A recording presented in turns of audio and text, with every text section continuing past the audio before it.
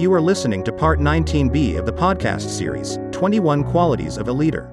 The only people that I have ever known to serve gladly other people were people that were secure. You know what I found? Insecure people. They want to make sure they have their power. They want to make sure they have their position. They want to make sure they have their title. They want to make sure they got their office in the corner.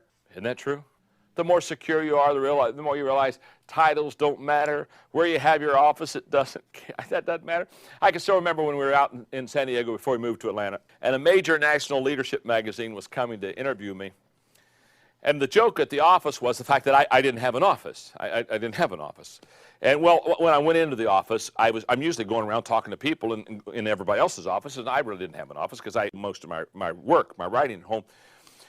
And so what they had done is if I had to sit down and write down something or something, they had a little office with I'm talking about it was a closet, really. It was a closet with where basically they stacked boxes in it. And so they had a little chair in there and just a little desk for me.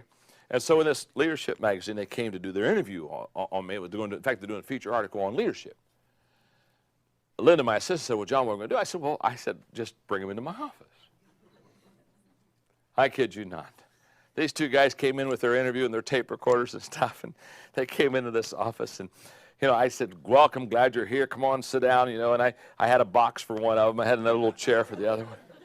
Closed the door. And they're kind of putting the tape recorders, getting ready and, plugging stuff in, and they're looking at each other, and they're going nuts. And I played along with it for a little bit, and then I finally said, not what you expected? And they said, not what we expected. And we had a good laugh, and I just shared with them. Just about everywhere I've ever been, I've given up my office. In fact, the last 4 places I've been, I've given up my office. In fact, we're kind of running out of room where we are right now, and I told them the other day, I said, well, I got that one office. I said, just give it up. Now, here's what I'm saying, just simple enough. If you're secure, you don't really care about titles, you really don't care about, that stuff absolutely means nothing to you because you know who you are. And if you're a servant and you got a servant's heart, your whole job is to do your very best to add value to other people. In your notes, how we treat others is really a reflection on how we think about ourselves.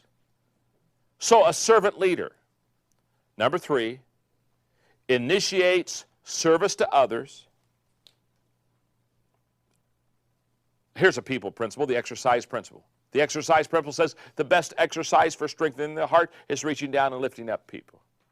A servant leader, number 4, is not position conscious. Oh, this is one of my favorite people principles.